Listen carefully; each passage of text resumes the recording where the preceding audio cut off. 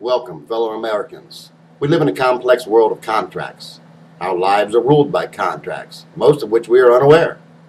We, the American people, are being robbed of one of the most valuable and important equity contracts to which we will ever become a party, what I call the original equity contract. We, the American people, have agreed through our founding fathers to allow the corporate United States to use our good faith and credit to fund their operation. The credit of the American people is transmitted to the corporation via the transmitting utility strawman that was created and registered by the state only days after our birth into this world.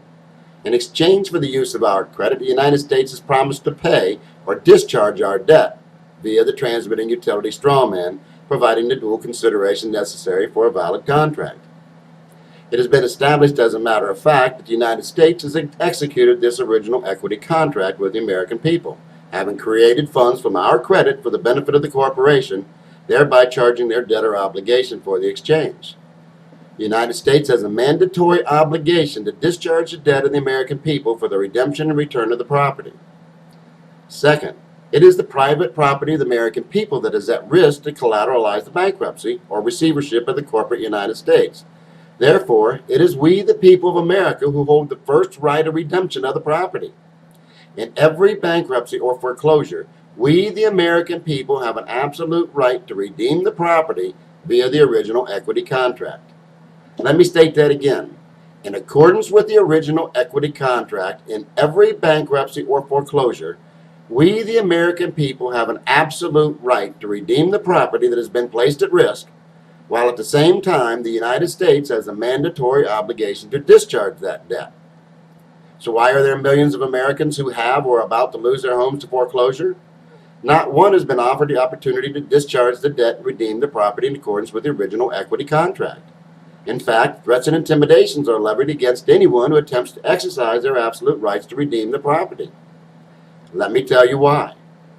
It is an accepted maxim of law that a contract is controlling until superseded by a new contract, whereby the new contract becomes a controlling document. To overcome the United States debtor obligations to we, the American people, for the use of our good faith and credit in the original equity contract, Congress embedded numerous secret contracts, assumptions, and presumptions into their complex regulatory scheme for which they hold the American people accountable.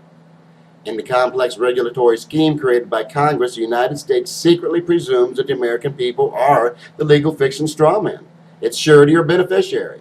The United States presumes that the American people have assented to paying the debt of the corporation, that we have agreed to being the debtor and insolvent bankrupt, having pledged ourselves as sureties for the debts of the United States. The United States presumes that we, the American people, have willingly and with full disclosure given up our birthright.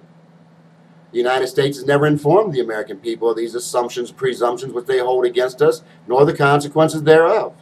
In the contrary, the United States has invested 75 years of propaganda to indoctrinate the American people, to trick and deceive us into entering into contracts without full disclosure that are against our best interest, and more importantly, that cancel their obligations under the original equity contract. The United States is employed the use of deceit and dishonor, forcing us into contracts within the first few days of our life on earth that rob us of our birthright, and then use threats and intimidation to enforce their fraudulent and unconscionable actions. Even their courts agree that parties to a contract have an obligation to operate with full disclosure and honesty, acting in good faith and with clean hands. They state that even in the domain of private contract law, the author of a standard form agreement is required to state its terms with clarity and candor. Surely no less is required of the United States when it does business with its citizens. When a government comes down from their position of sovereignty and enters the domain of commerce, it submits itself to the same laws that govern the individuals. The United States must do business on business terms. It has been established, in fact, that all that government does and provides legitimately is in pursuit of its duty to provide protection for private right, which duty is a debt owed to its creator, we the people of America, which debt and duty is never extinguished nor discharged, and is perpetual. No matter what the de facto government provides for us in a manner of convenience and safety, the unenfranchised individual owes nothing to the government. Their Supreme Court has stated that we, the people, have discharged any debt which is said to exist or owed to the state. The governments are presumably indebted continually to the people, because the people, the sovereigns, presumably agreed to the creation of the government corporation because we suffer its continued existence. The continued debt owed to the American people is discharged only as it continues not to violate our private rights. And when government fails in its duty to provide protection, it is an abandonment of any and all power, authority, or vestige of sovereignty which it may have otherwise possessed. The law remains the same, the sovereignty reverting back to the people whence it came. So it is the private property of the American people that is at risk to collateralize this insolvent corporation, and it is the good faith and credit of the American people that funds their operation day to day. Yet, the United States is employed the use of propaganda, threats, and intimidation to rob us of our birthright and thrust us into economic slavery. Private programs have been established and funded that would discharge the debt for the redemption of the property of the American people via the original equity contract. Programs that would immediately put a halt to all home foreclosures and that would forgive or discharge all of the debt of the American people. Programs that would redeem our private property from an insolvent corporation, return it to private America. Programs that would mean a new beginning for America and the world. All the contracts have been executed with the Department of the U.S. Treasury. The pass-through accounts have been established and activated through the Federal Reserve Bank of Atlanta. As of June 1, 2009, everything was in place to begin the discharge of the debt of the American people. Everything was in place to kick off the private bailout of the American people that would bring an end to all foreclosures, that would bring about the end to the unconscionable harassment and mental torture of the debt collectors.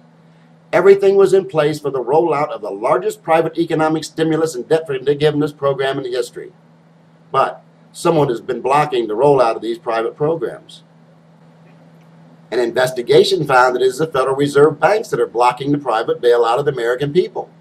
It is the very banks that are taking our property that is blocking the programs that would save our homes, that would give all Americans a new start.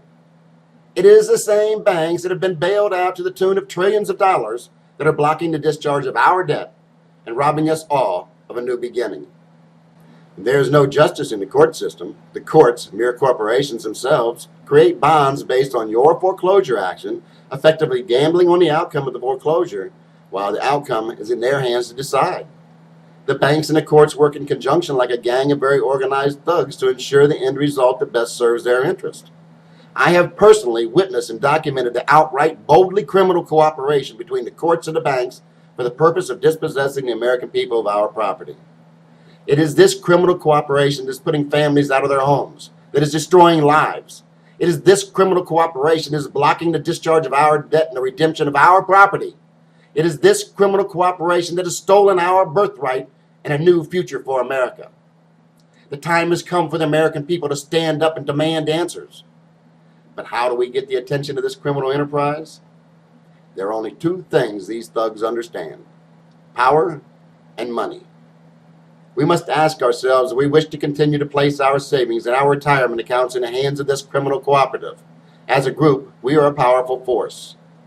One must ask, what if the American people would withhold all mortgage, loan, and credit card payments, placing them in escrow, mind you, and officially disputing the debt, demanding the banks provide us answers? What if the American people were to withdraw their funds from this massive criminal cooperative and place them in small regional banks and or credit unions? As we begin to take charge of our funds, the balance of power begins to shift, and we begin to empower ourselves. The choice is yours, America. Do you wish to remain the puppets and economic slaves of this criminal cooperative, or do you wish to stand up and demand answers and begin to empower ourselves? I am the trustee, one of we, the people of America. Thank you, and good night.